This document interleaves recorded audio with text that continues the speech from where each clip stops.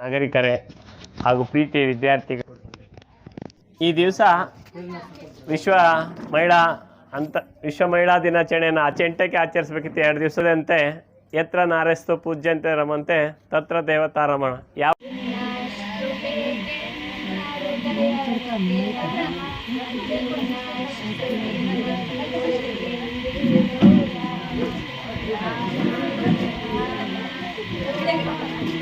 ಲೋಕಸಭೆಯಲ್ಲಿ ಇವತ್ತು ಎಷ್ಟಿದೆ ಅವರ ಹಾಜರಾತಿ ಅಂದ್ರೆ ಸೆಲೆಕ್ಟ್ ಆಗಿರುವಂಥದ್ದು 545ರಲ್ಲಿ ಎಷ್ಟು ಜನ ಇದ್ದಾರೆ ಅಂದ್ರೆ ಎಷ್ಟು ಜನ ಇದ್ದಾರೆ?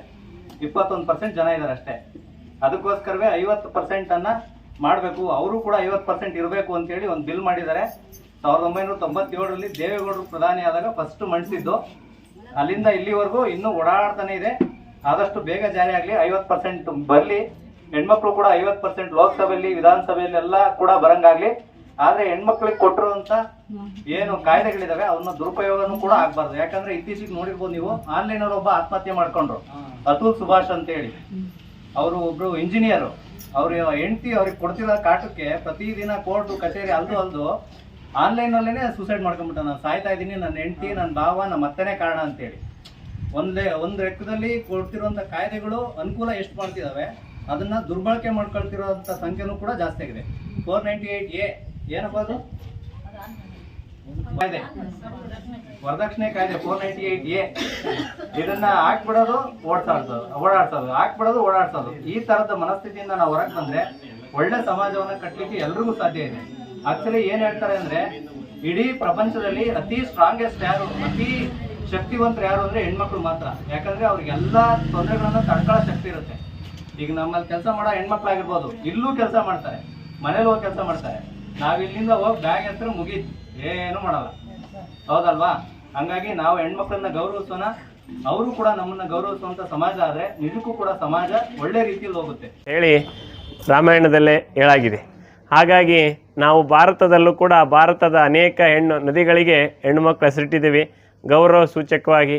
ಇವತ್ತಿಗೂ ಕೂಡ ಭಾರತದಲ್ಲಿ ಭಾರತೀಯ ಸಂಸ್ಕೃತಿಯಲ್ಲಿ ಹೆಣ್ಣನ್ನು ಅತ್ಯಂತ ಗೌರವ ಅಥವಾ ಪೂಜ್ಯನೀಯ ಭಾವನೆಯಿಂದ ಕಾಣ್ತಾ ಇದ್ದೇವೆ.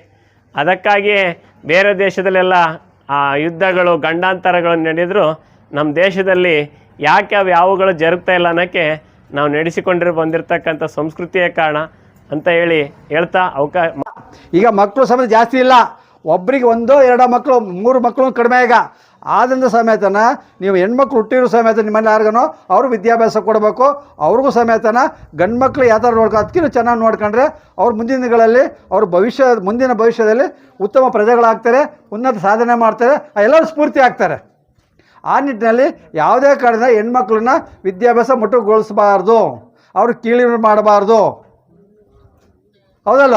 ಆದ್ದರಿಂದ ನಿಮ್ಗೆ ಹೇಳ್ತಾ ಪ್ರತಿಯೊಬ್ಬರು ಸಾರ್ವಜನಿಕರಿದ್ದೀರಾ, ನಮ್ಮ ವಿದ್ಯಾರ್ಥಿನಿದ್ದೀರಾ, ಯಾವ ಹೆಣ್ಣನ್ನು ನಾವು ಪೂಜಿಸಿ ಗೌರವಿಸ್ಬೇಕು.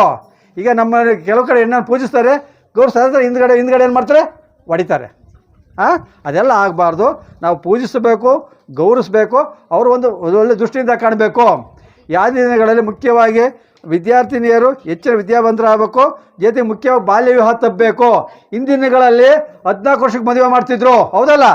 ಇಂದಿನ 14 ವರ್ಷಕ್ಕೆ ಮದುವೆ ಮಾಡೋರು 18 ವರ್ಷಕ್ಕೆ ಅಲ್ಲಿ 3 ಮಕ್ಕಳು ತಾಯಿ ಆಗಿರೋರು. ಅವ್ರಿಗೆ ಹೋದಾಗ ಅವ್ರಿಗೇನಂದ್ರೆ ಅಡುಗೆ ಮನೆಗೆ ಸೀಮಿತ ಆಗೋರು, ಇಲ್ಲ ಹೊಲಕ್ಕೆ ಸೀಮಿತ ಆಗೋರು. ಈಗ ಹಂಗೆ ಹಾಕ್ಕೊಡ್ದು. ಯಾವುದೇ ಹೆಣ್ಣು ಮಗು ಎಷ್ಟು ವರ್ಷಕ್ಕಿಂತ ಮುಂಚೆ ಮದುವೆ ಆಗಬಾರ್ದು? 18 ಮುಂಚೆ ಮದುವೆ ಆಗ್ಬೇಕಾ? 18 ವರ್ಷ ಆದಮೇಲೆ ಮದುವೆ ಆಗಬೇಕು, ಅದಕ್ಕಿಂತ ಮುಂಚೆ ಮದುವೆ ಆಗಬಾರ್ದು. ಯಾವಾಗ ನಿಮಗೂ ತಿಳುವಳಿಕೆ ಆಗುತ್ತೆ, ಜೊತೆಗೆ ನೀವು ಸಮೇತ ವಿದ್ಯಾವಂತರಾಗಬೇಕು ಪ್ರತಿಯೊಬ್ಬರೂ. ಅದ್ರ ಜೊತೆಗೆ ನಾನು ಅಜ್ಜಿಯರಿಗೆ ಹೇಳ್ತಿದ್ದೀನಿ, ನಿಮ್ಮ ಮನೆಯಲ್ಲಿ ಯಾರಾದರೂ ಮೊಮ್ಮಕ್ಕಳಿಗೆ 18 ವರ್ಷದ ಮುಂಚೆ ಮದುವೆ ಮಾಡಬೇಡ್ರಿ. 18 ನಮ್ಮ ತಮ್ಮನ ಮಗ ಇದ್ದಾನೆ, ಅತ್ತೆ ಮಗ ಇದ್ದಾನೆ, ಬಿಟ್ಟರು ಹೋಗ್ತಾನೆ, ಅವ್ನು ಬೆಂಗಳೂರು ಹೋಗ್ತಾನೆ, ಅವ್ನು ಬಿಟ್ಟರಾಳ ಹೋಗ್ತಾನೆ ಅನ್ನೋ ಉದ್ದೇಶದಿಂದ ಯಾವುದೇ ಚಿಕ್ಕ ಮಗು ತಗೊಂಡು ಮದುವೆ ಮಾಡಬಾರ್ದು. 18 ವರ್ಷಕ್ಕಿಂತ ಮುಂಚೆ ಯಾವುದೇ ಹೆಣ್ಣು ಮದುವೆ ಮಾಡಲೇಬಾರ್ದು. ಅದು ಕಾನೂನಿಗೆ ವಿರುದ್ಧ. ಕಾನೂನು ಒಂದೊಟ್ಟಿಗಿದ್ರೂ ಸಮೇತನ ಆರೋಗ್ಯ ದೃಷ್ಟಿಯಿಂದನ ಬಾಲ್ಯ ವಿವಾಹ ಒಳ್ಳೆಯದಲ್ಲ. ಬಾಲ್ಯ ವಿವಾಹ ಆದರೆ ಆಕೆಗೆ ಗರ್ಭಿಣಿ ಆದ ತಕ್ಷಣ, ಗರ್ಭಿಣಿ ಆದಾಗ ಇನ್ನೂ ಬೆಳವಣಿಗೆ ಆಗಿರಲ್ಲ, ಅವಳಿಗೆ ಬುದ್ಧಿಶಕ್ತಿನೂ ಅಷ್ಟೊಂದು ಬೆಳವಣಿಗೆ ಆಗಿರಲ್ಲ, ಜೊತೆಗೆ ಅವಳಿಗೆ ಮಗುವಿನ ಲಾಲನ ಪೋಷಣೆ ಬಗ್ಗೆ ಅಷ್ಟೊಂದು ಆಸಕ್ತಿ ಇರಲ್ಲ. ಮದುವೆ ಆಗಬಾರ್ದು. ನೀವೆಲ್ಲ ಪ್ರಮಾಣ ವಚನ ಮಾಡಿದಿರಲ್ಲ? ತುಂಬ ಸರಿ ಮಾಡಿದಿರಲ್ಲ?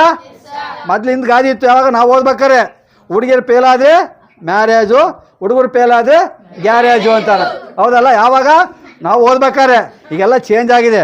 ಹುಡುಗಿಯರು ಪೇಲೆ ಹಾಕ್ಕೊಡ್ದು, ಪಾಸ್ ಆಗಬೇಕು. ಡಿಗ್ರಿ PUC ನಂತರ ಉನ್ನತ ಇಂಜಿನಿಯರಿಂಗ್ ಇರ್ಬೋದು, ಮೆಡಿಕಲ್ ಇರ್ಬೋದು, ಬೇರೆ ಯಾವುದೇ ರಂಗದಲ್ಲಿ ಓದೋದು ಮುಂದುವರಿಸ್ಬೇಕಾಗತ್ತೆ. ಆದ್ದರಿಂದ ಯಾವುದೇ ನಿಮ್ಮ ಸುತ್ತಮುತ್ತ ನಿಮ್ಮ ಅಕ್ಕ ತಂಗಿಯರಿಗೆ ಅಥವಾ ಸ್ನೇಹಿತರಿಗೆ 18 ವರ್ಷಗಳ ಮುಂಚೆ ಮದುವೆ ಅಂದ್ಕೊಂಡ್ರೆ ತಕ್ಷಣ ನೀವು ಪೊಲೀಸರಿಗೆ ಹೇಳ್ಬೋದು, ನಮ್ಗೆ ಹೇಳ್ಬೋದು, ಆಶಾ ವರ್ಕರ್ಗೆ ಹೇಳ್ಬೋದು, ಅಥವಾ ಗ್ರಾಮ ಪಂಚಾಯತ್ಗೆ ಹೇಳ್ಬೋದು, ಯಾರಿಗೆ ಹೇಳಿದ್ರು ನಾವು ತಡೆಯೋ ಪ್ರಯತ್ನ ಮಾಡ್ತೀವಿ. ಹೌದಲ್ಲ? ಆದ್ದರಿಂದ ಮಧ್ಯರು ಬಂದಿರೋ ದಯವಿಟ್ಟು ನಾವು ಅನ್ಬೋದು, ನಾನು 14 ವರ್ಷಕ್ಕೆ ಮದುವೆ ಆಗಿದ್ದೆ, ನನಗೆ 5 ಮಕ್ಳು ನನಗೇನಾಯ್ತು ಅನ್ಬೋದು. ಅಲ್ಲೋ ನಜಿ, ಹಂಗೆ ಹೇಳ್ತೀಯಲ್ಲ ನೀನು. ನನಗೆ 14 ವರ್ಷಕ್ಕೆ ಮದುವೆ ಆಗಲಿಲ್ಲ, 6 ಜನ ಮಕ್ಕಳು ನನಗೆ ಹೇಳ್ತು ಅನ್ಬೋದು. ಆ ಕಾಲ ಹೋಗಿದೆ. ಮಕ್ಕಳು ಅಡಿಯೋ ಶಕ್ತಿ ಅವ್ರಿಗೂ ಇರೋಲ್ಲ, 3ಕ್ಕೆ ಸುಸ್ತಾಗ್ತಾರೆ ಅವ್ರು ಅಡಿಯೋಕ್ಕೂ. ಹಾಗಾಗಿ 1 ಅಥವಾ 2 3 ಮಕ್ಕಳು ಸಾಕು ಅಂತ ಹೇಳ್ತಾರೆ. ಆದ್ದರಿಂದ ಅವ್ರಿಗೆ 18 ವರ್ಷಗಳ ಮುಂಚೆ ಮದುವೆ ಮಾಡಬಾರ್ದು. ಹೌದಲ್ಲ? ಯಾರೇ ಮದುವೆ ಮಾಡಿದ್ರು ಮದುವೆ ಮಾಡೋ ಸೂಚನೆ ಇದ್ದು ತಕ್ಷಣ ಹೇಳ್ಬೇಕಾಗತ್ತೆ. ಆಮೇಲೆ ಜೊತೆಗೆ ನಮ್ಮ ಮುಂದೆ ಒಳ್ಳೆ ಮಹಿಳೆಯರು ಒಳ್ಳೆ ಉನ್ನತ ಸ್ಥಾನದಲ್ಲಿದ್ದಾರೆ. ಅಂತರಿಕ್ಷಯಾನಿಯಾರಿ ಗಗನಯಾನ ಚೌಲ, ಯಾರಮ್ಮ? ಕಲ್ಪನಾ ಚಾವ್ಲಾ, ಗಗನಯಾತ್ರಿ ನೋಡಿ. ಅಂತ ಒಳ್ಳೊಳ್ಳೆ ಮಹಿಳೆ ಅವ್ರನ್ನ ಸ್ಫೂರ್ತಿ ಆಗ್ತಾ ಆಗಬೇಕು. ಮಾರುತಿ ಒಳ್ಳ ಅಂಗವಿಕಲೆ ಇದು ವಿಕಲಚೇತನ